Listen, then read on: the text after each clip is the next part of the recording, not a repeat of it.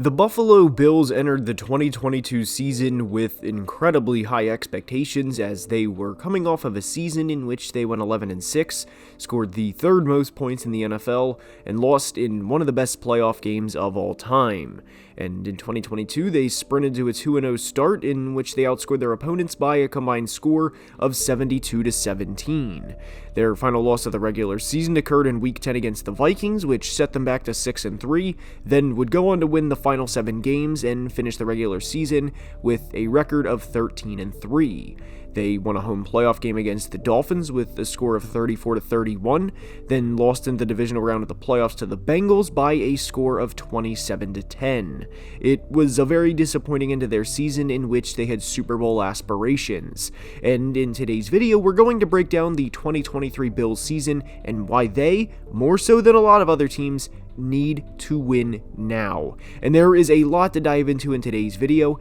and without further ado, let's begin.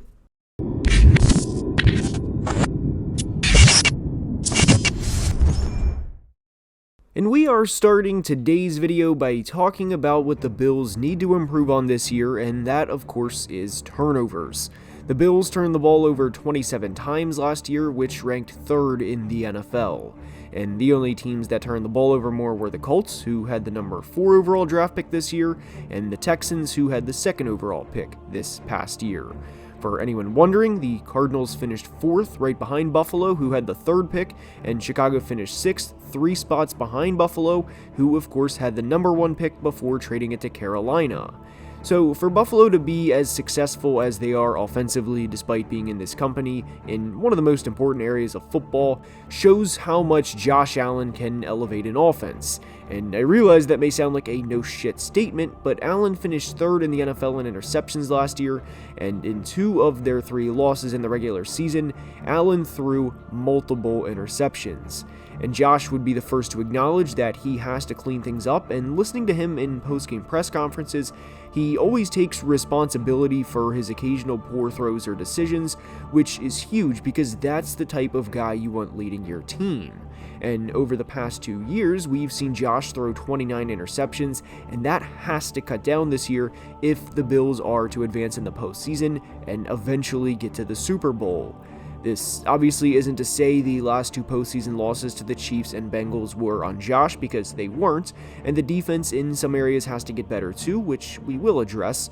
But for Buffalo to win 12 games this year, which I think will be required to win the AFC East, and 11 at minimum, they need to protect the football more than they did 1 year ago. Having back-to-back 13-win seasons is difficult for any team, and Buffalo can certainly get that done, but if they want to win the Super Bowl this year, I think they have to win the AFC East, because if they don't, we're looking at a potential playoff path of having to go on the road to play any of Trevor Lawrence and the Jags, Joe Burrow and the Bengals, and of course, Patrick Mahomes and the Chiefs, all of which would be on the road. And I know Bills fans may be thinking, well, we beat the Chiefs last year at Arrowhead, and we even got Mahomes to throw a game-sealing interception, and to that I congratulate you, because that's no easy accomplishment, and it's insanely difficult to win out there. But I would put the likelihood of beating the Chiefs after having to beat, presumably, the Jags and Bengals in back-to-back weeks at a very, very low probability.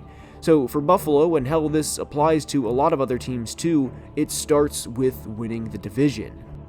And for a team that finished 2nd in points per game last year, as they averaged over 28 per game, Buffalo improved offensively by bringing in Damien Harris as the 2nd running back, and by drafting tight end Dalton Kincaid in the 1st round and guard O'Cyrus Torrence in the 2nd round. These changes aren't going to be league-altering by any means, but they will improve a team where they were weakest in 2022, and again, that's for a team that already finished 2nd in points per game. And the weakest part doesn't apply to Kincaid at tight end specifically, as much as it applies to giving Josh a legitimate number 2 weapon behind the 3-time Pro Bowler Stefon Diggs. And Damien Harris will be a good number 2 behind James Cook, who finished his rookie season with nearly 700 yards of total offense, and perhaps what's in the Bills' best interest in the long run, taking carries away from Josh Allen. Josh is one of the best dual-threat quarterbacks in the NFL and has ran for over 700 yards in back-to-back years, but he's not going to do this forever, and typically you don't want your franchise quarterback taking any extra hits that's not necessary. Granted, he's playing the season at just 27 years old, but as Josh gets older, I do expect the carries he has per season to lessen over time. Extending passing plays and making the Josh Allen throws we've all grown accustomed to are not going to go away, but the Bills having two backs this year in James Cook and Damien Harris is something that I don't think will go away after the 2023 season. The Bills had 3 500-yard rushers last year, and if they stay healthy, of course, I would very much expect the same this year. From a receiving standpoint, I do expect Khalil Shakir to take a step and kind of play the Isaiah McKenzie role from last year, and for reference, McKenzie had 42 receptions for over 400 yards in 2022, compared to Shakir's 10 catches for 161 yards. I know there will be some people wondering about Gabe Davis, but I am not the biggest Gabe Davis fan, and it boils down to him not consistently catching the football. Gabe will have the occasional game like he had against the Steelers, where he has 3 catches for 171 yards and 2 touchdowns, and later in the year have a 6-game span where he hauls in just 19 passes on 38 targets for 224 yards, which actually happened last year. His highest yardage games last year were the 171-yard game against the Steelers, followed by a 93-yard game against the Vikings and an 88-yard game against the Rams.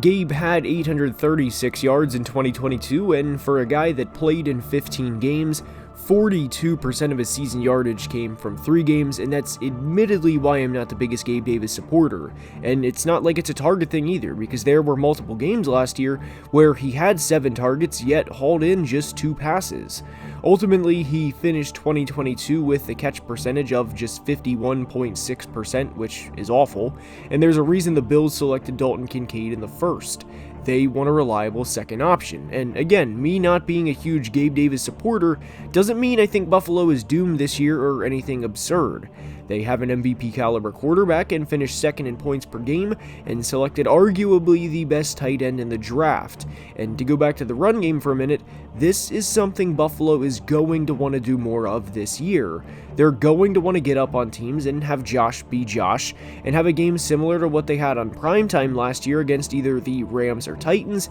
then hand the ball off to James Cook and Damien Harris. And they also have Latavius Murray as a third running back who is a bigger back and a guy you want milking the clock. Latavius obviously isn't going to get a ton of carries, but he will provide a lot of value in a 27-20 game with 3 minutes to play when the Bills want to run the clock out against somebody and seal a win. In a league where injuries can change anybody's season at any given time, I really like the depth Buffalo added offensively from 2022 to 2023. And a big reason, no, gigantic reason, why the Bills need to win now is because of the defense. They made noise when they brought in 2-time Super Bowl champion Von Miller last offseason as they signed him to a 6-year, $120 million contract. With how guarantees in NFL contracts work, the contract is going to more than likely be a 3-year deal, as the chances the Bills pay a then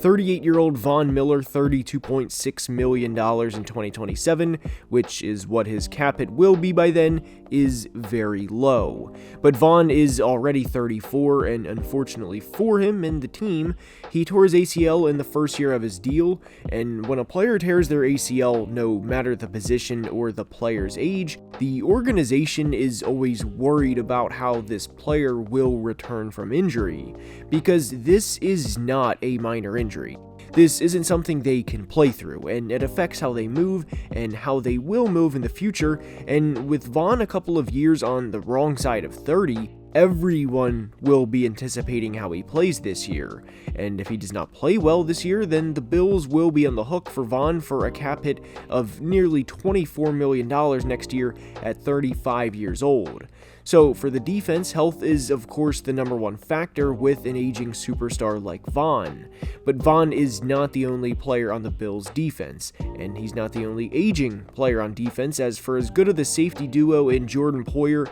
and Micah Hyde have been since joining the Bills back in 2017, both are 32 years old, and Micah will actually turn 33 years old in December of this year. Micah was placed on IR in week 2 of the 2022 regular season and allowed for another safety to step up and play in his shoes by the name of Damar Hamlin. The Bills' defense is very good, and there's a reason they finished second in points allowed per game in 2022, as they allowed 20 points or less in 10 of the 16 regular season games they played last year. But between 3 of the most important players on their defense, not just being 30 years old, but 32, 33, and 34 coming off of a torn ACL at a position specifically where you need to be explosive, this all plays into why the Bills need to win now. And in free agency, they lost a good player in linebacker Tremaine Edmunds. And Tremaine will not be the last player to leave in free agency because the Bills can't afford to pay him.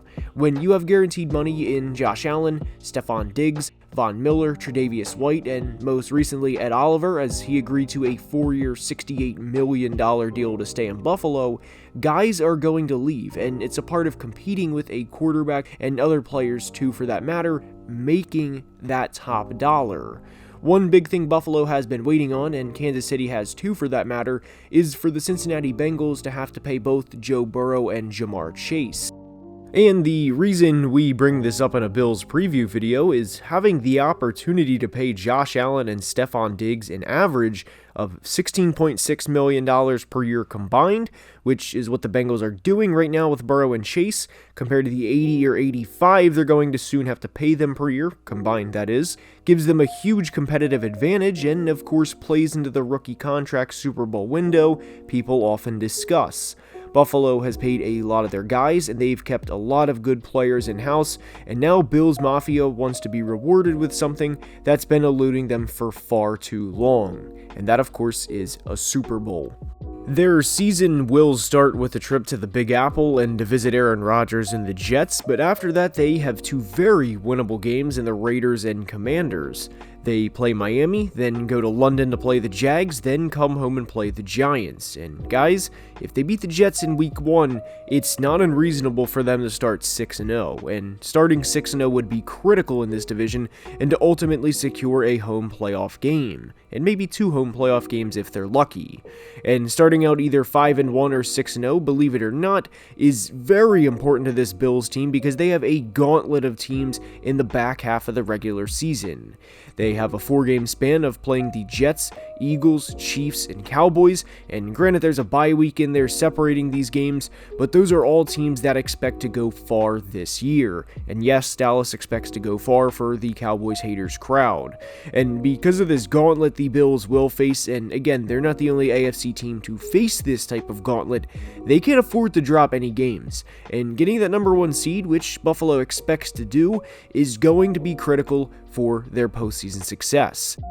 And if the Bills win it all, at least with this core, it has to be this year, because after this year, if they don't win it all, they're going to start looking to replace the older guys with cheaper and younger options, and it is very much now or never for the Buffalo Bills. And that's all I have for today. I hope you enjoyed. If you did, please like the video and subscribe to the channel, as only about 30% of people watching are subscribed, and it makes a massive difference. Until next time, please be safe and have a great day. Love you guys.